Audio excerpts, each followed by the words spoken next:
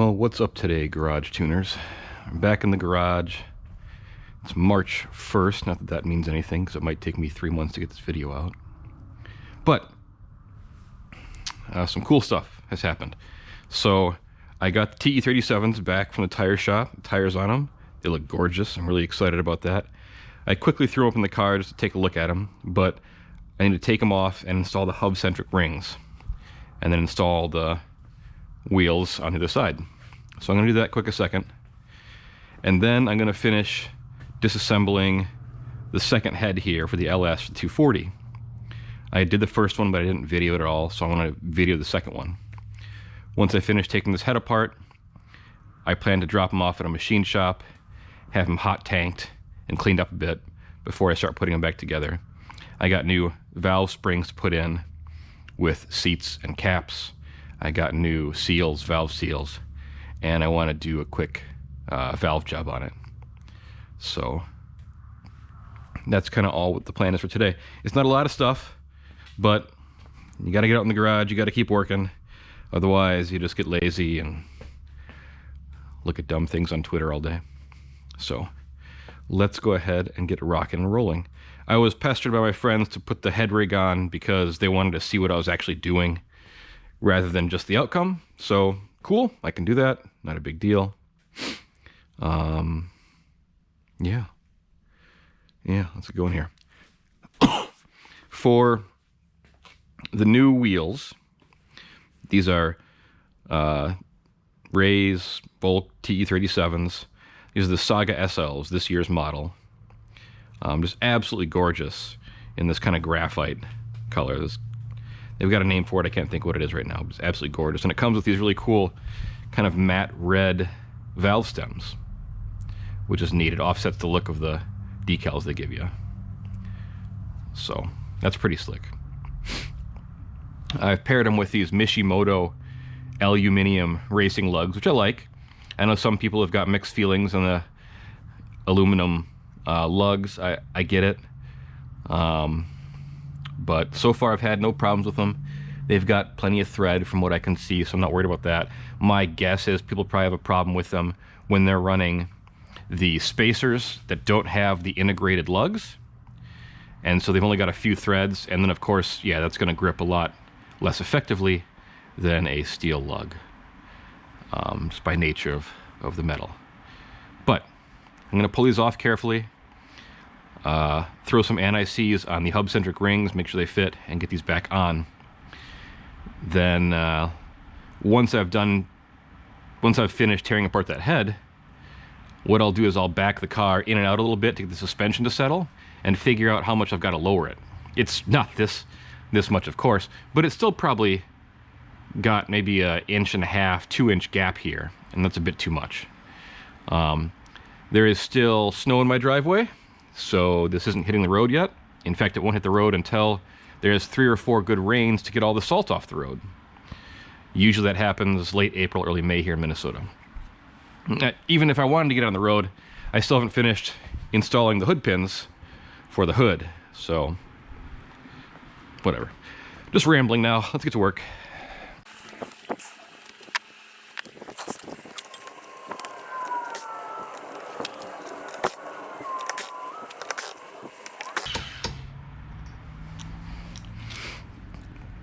Okay, the lugs off. Went with these Stance Magic hub-centric rings. They were not terribly expensive. They're aluminum. I didn't like the idea of the polycarbonate ones. They probably work fine, but I don't know. I just don't like the idea of it. Okay. Being very careful, making sure this rests on the tire. And then, where's my anti-seize?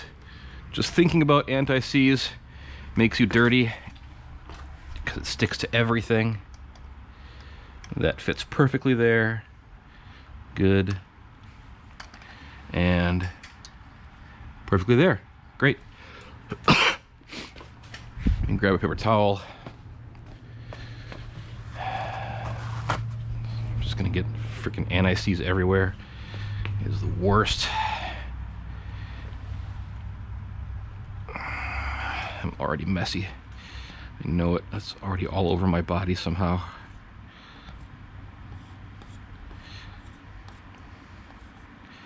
This probably isn't necessary, but I get so pissed off when stuff gets stuck. It always seems to.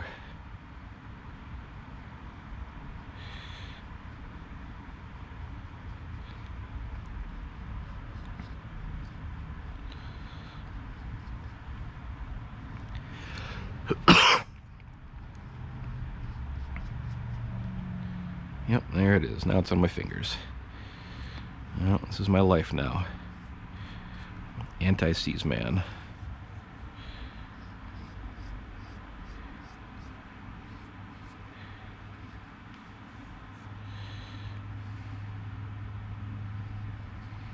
Okay.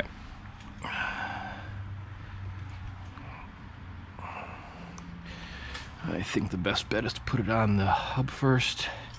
There we go. Try in vain to get it all off my fingers, which will fail. It's already all over my body somehow. I'll be finding it on my person for the next 6 months.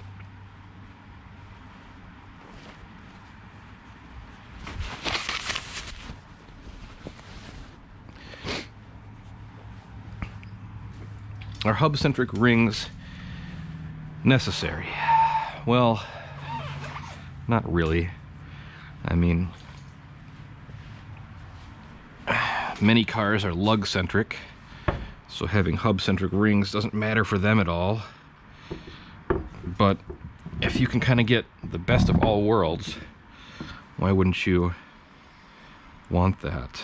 Just make it as secure as possible. To me, that just seems like a good idea. Okay. Get these all on here.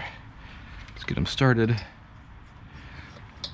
And then we'll carefully finish them off with just a couple of ugga-duggas.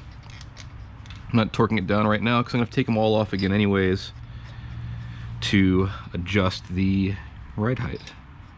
I don't know if I told you, so when I bought the car, 3 of the 4 brake calipers were seized. And so I found some more on eBay, which were a small fortune, because you can't get them remanned, you can't get them new. And I sent them off to a local company to have them rebuilt and refreshed. And they're gorgeous. I've got them sitting over there. So my plan is to paint those sometime this spring or summer. And I'll paint them a nice red, just like the Mazda ones were. This is the original ones on the car were. And get those on here. So that's really kind of helped this area pop even more, which is exciting. All right. Just a couple of gentle ugga-duggas for each of them.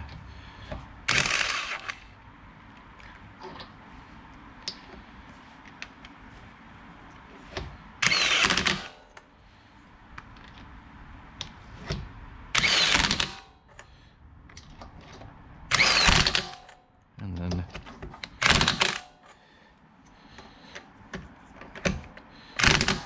there we go. That should be good enough for this guy. Careful not to scratch anything. Onto the back one. Forgive my constant nose blowing. I've got this stupid cough, chest cold thing that doesn't seem to want to go away ever. I'm sure many of you out there are dealing with the same thing as it's going around right now.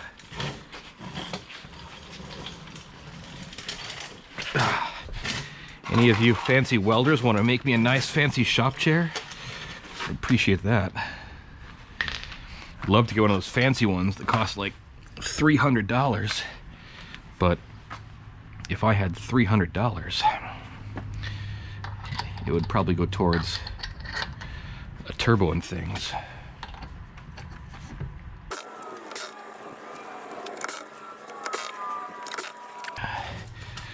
For the wheels, by the way, I went with 9s in the front and 9.5s in the rear. And the rears are plus 15 and the fronts are plus 22. I measured with my offset, or my offset tool at full droop, or where I wanted to sit. And that was just about perfect. It was the closest I can get to perfect. It sticks out just a little bit, which for this kind of late 90s, early 2000s Hipari style, where the tire is stretched, that's just perfect. If you're not familiar with it, maybe you're younger and you're just getting into the car scene. When drifting was becoming popular in Japan in the late 90s, a lot of the drifters were kids. You know, we all were at that time. 17, 18, 19, 20 years old. And none of us had any money. They certainly didn't either. And with drifting, you need your rear tires, at the very least, to have some sort of sidewall strength. Otherwise, the actual contact patch is moving around and it's hard to have predictable handling. So what do? Well, you can take your standard 50 series, 60 series, 15-inch wheel and tire package, and you could pump your rears up to like 80 psi. A lot of people still do that today. That works okay, but there's still a fair amount of flex there. So what they did was they'd go to the junkyard and they'd buy tires a couple sizes too small in width. So for like a 9-inch rim, you'd normally run a 225 to 255, somewhere in there. They would come in maybe 1.5 inches total from the normal measurement. So if you actually measure a 9-inch rim and convert 9 inches to millimeters, it comes to right around 225. They'd run like a 205. And what that does is it stretches the tire onto the wheel, creating this tension on the sides here, making it so that the actual contact patch can't really sway back and forth. And so that's how they kind of created that artificial strength. Well, not artificial strength, but they created that strength there. Now later, that just kind of became a style. Nowadays, as an adult, I can afford low-profile tires to go in my car. These tires certainly aren't cheap at all. But I like that style, that early 2000s style from when drifting was born, when it really became popular. And so when I build my cars, I still kind of add a little bit of sidewall stretch. Not a ton. This isn't crazy, but there's definitely some there. It's a style that I've always liked. These cars that I have, I'm not drifting them. They're old enough now to be considered collector cars, which makes me sad because it makes me feel old. But I don't want to beat on them. I'll take them out for some spirited Sunday driving, but they're not going to hit the track at all. So having more tire grip is obviously better, and having more tire gives you more grip. So if I really wanted a performance car, I would run the widest possible tires I could. But I'm not racing. I'm not out for crazy performance. I just want my fun cars to look the way that the cars I admired in those days looked.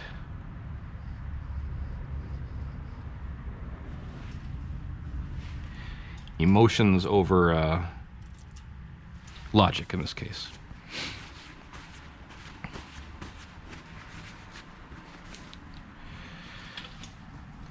Okay, second ring on.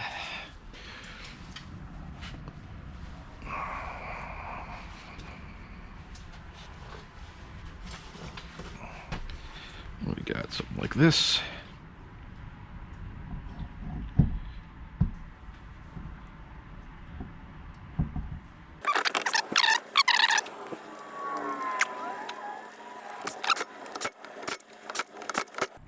Okay.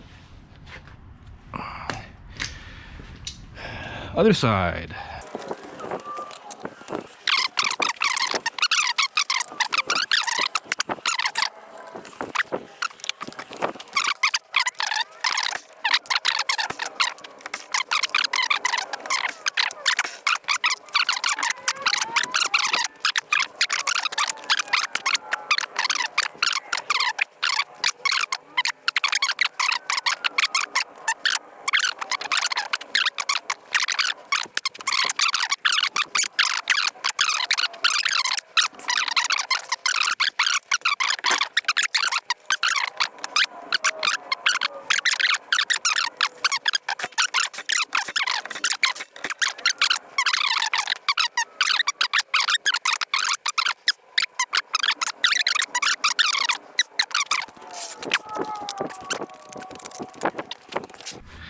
Let me show you the dimple here. I think it's on this one here.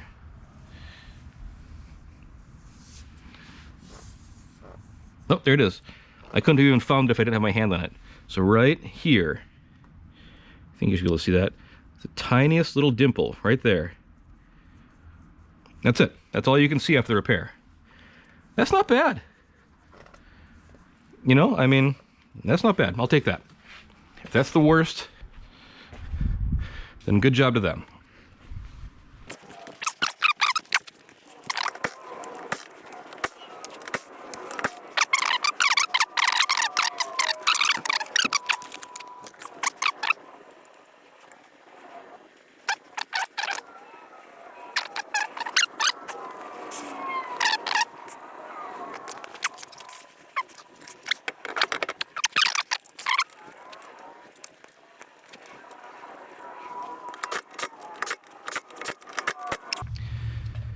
Got those all on.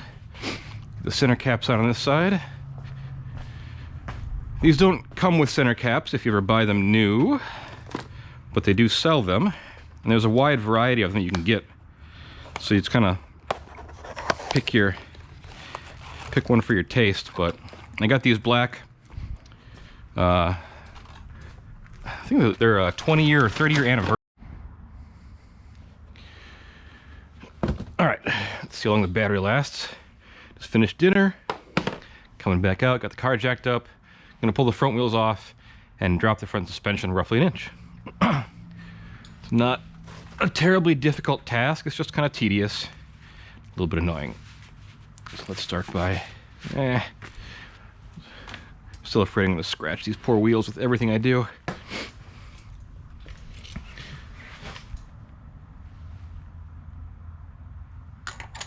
There we go. Okay. Let's pull these guys off ever so carefully.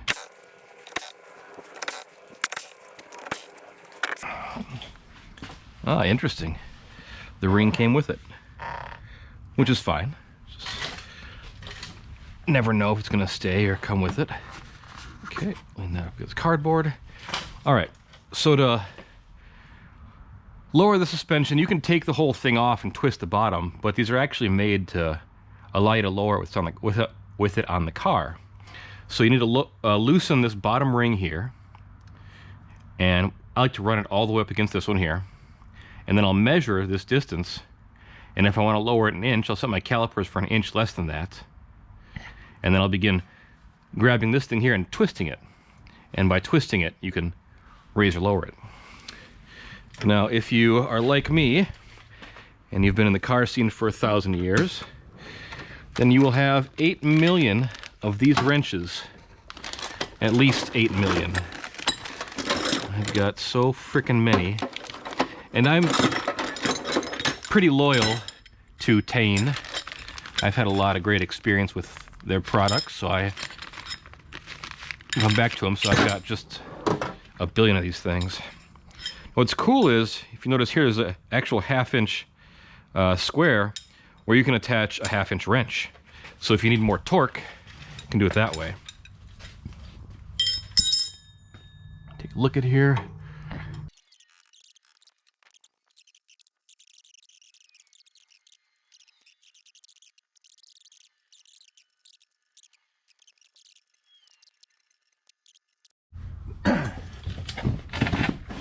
Okay, on the other side now. Pull the wheel off first.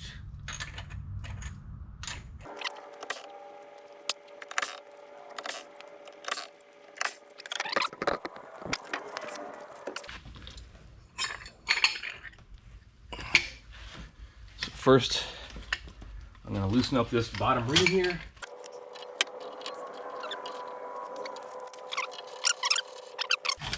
And then I'll grab this middle ring and begin screwing it down into the base.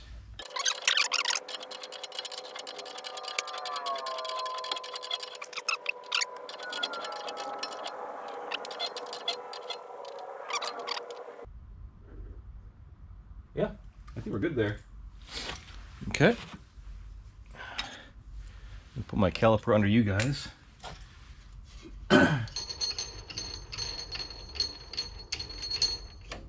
Okay.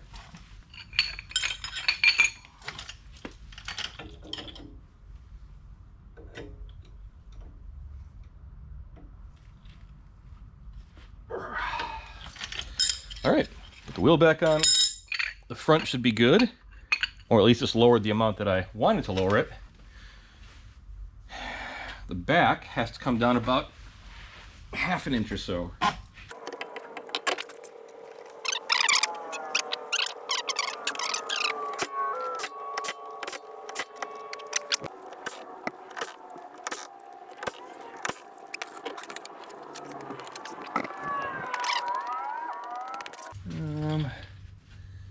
It's metal. Yeah, there we go. Okay, so it's a little bit different distance we're working with from last time. So if I want to lower it, like, let's start off with half an inch. I need to measure here to here first.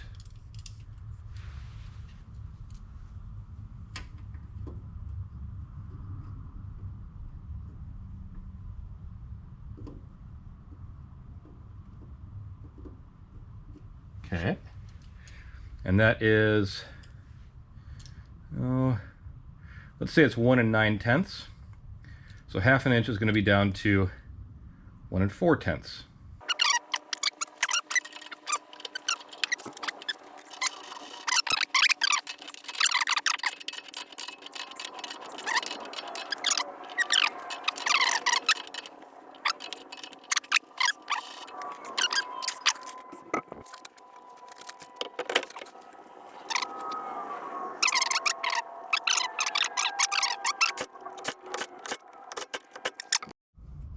So somewhat annoyingly, I lost a bunch of GoPro footage. Not due to the GoPro, but due to an old crappy memory card. I finished adjusting the height on the front and rear, and I had set it back down to kind of what we see here. But I think I lost all the footage of adjusting the height. And I still need to tweak its height a bit, because you never get it perfect the first time. But let's take a look at what it is right now, and we'll kind of make the best of it. I'm currently looking around for something flat. I think this will do fine. Sorry, 1 second here. Okay. So what I like to do is get something flat against the top of the tire, and then see how much clearance I've got. And if you can see here, I've got maybe 1/4 of an inch. And for me, that's just not quite enough. So I'm going to drop, well, I guess raise the front about 1/4 of an inch. In the back, let's take a look. In the back, I have got maybe 3/4. I'm going to come down 1/10. I'm going to come down 1/10 in the rear, and I'm going to go up 2/10 in the front. So I'm going to get the jack situated again. This memory card isn't as big, so I'm not going to record everything. Get the jack situated. I will get the wheels off and show you how I do that.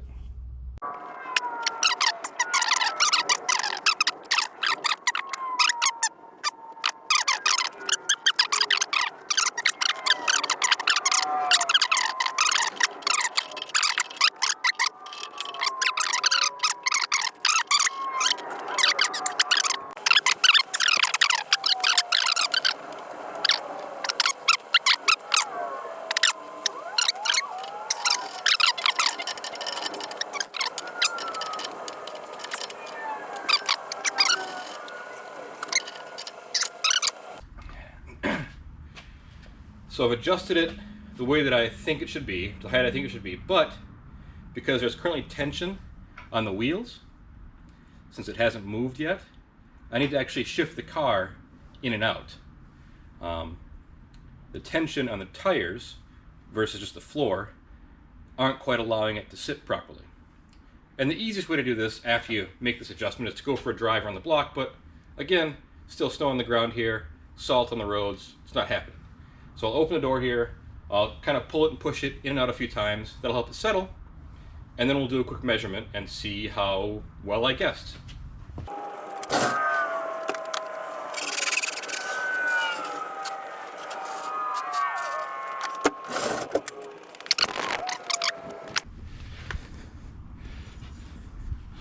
So there, we can see we're a bit closer to about a 1/2 inch, which is what I like. I think 1/2 inch for this car is just about right. And in the rears, we were a little bit too high. We are maybe a little bit less than a 1/2 inch. So I'll need to decide if I want to raise the car a bit in the rears, but it's better than it was. The biggest challenge with this car is, as you can see here, I lowered it too much before, and when I turned, the tire grabbed the inside of the fender and ripped it downwards, cracking all this paint here.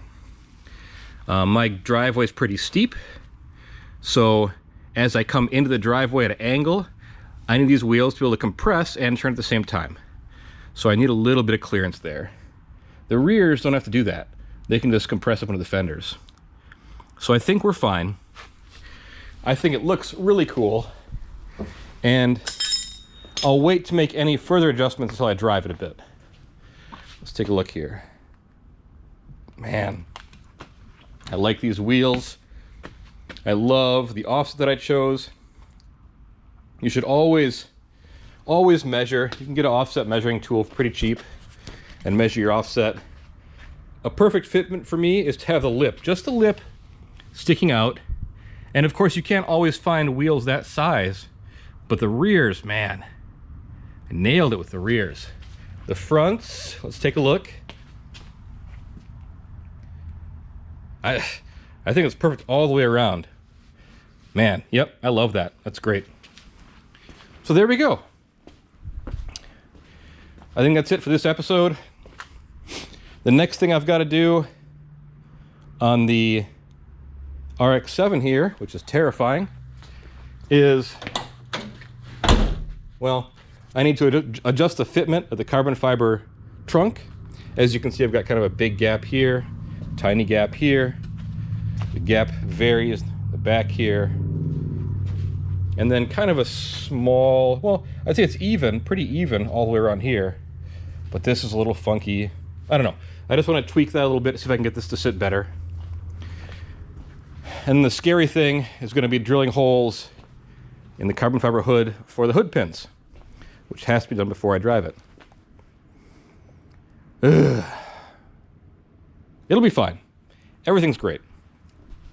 Well, if you made it this far, I just want to say I appreciate you guys hanging out with me, working on my car together. If you like what you saw, if you laughed because I'm a moron, if you called me the R word, please like, dislike, comment, subscribe.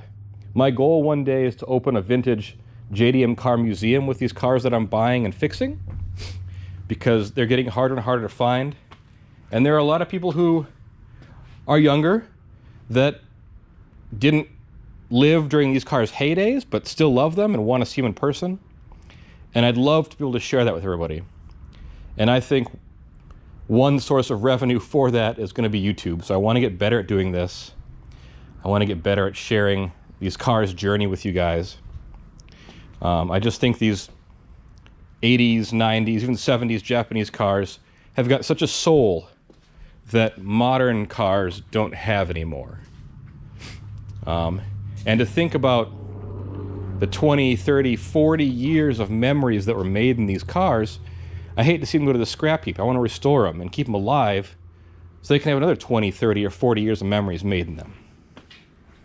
So, again, thank you for sticking around. Hope you guys have a great day, and I'll see you in the next one.